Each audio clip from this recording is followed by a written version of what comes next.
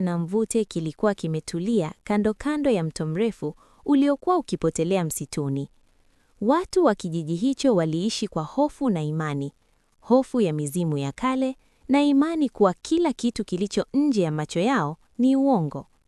Ndani ya kijiji hicho aliishi binti mdogo aitwaye Lamia, mwenye umri wa miaka 12. Alikuwa tofauti na watoto wengine.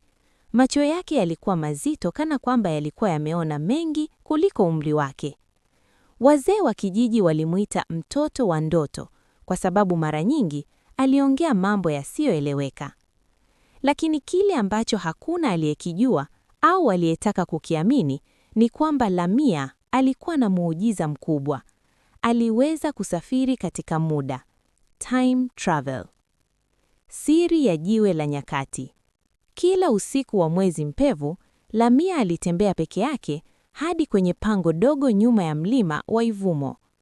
Ndani ya pango hilo kulikuwa na jiwe jeusi lenye alama za ajabu.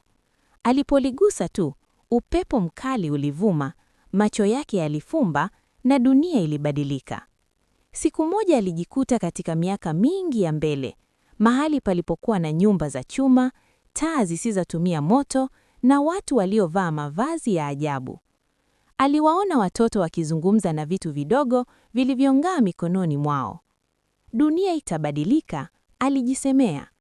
Lakini aliporudi kijijini na kuwaeleza watu alichokiona, walicheka.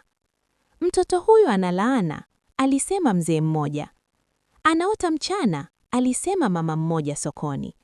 Hata wazazi wake walianza kumzuia kuzungumza hadharani. Onyo kutoka baadaye. Siku moja Lamia alisafiri tena mbele, lakini safari hii hakuwa peke yake. Alikutana na mwanamke mzee aliyemfanana sana. Usiogope, yule mwanamke alisema kwa sauti nzito. Mimi ni wewe, kutoka siku za usoni. Lamia alitetemeka. Mwanamke huyo alimuonya. Na mvute iko hatarini.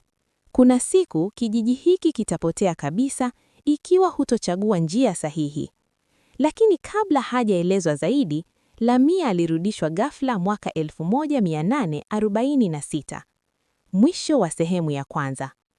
Alipofumbua macho, alikuta kijiji kimejaa watu wakikusanyika kwa hasira. Mchawi mkuu akianza alikuwa amefika. Mtoto huyu alisema kwa sauti kali.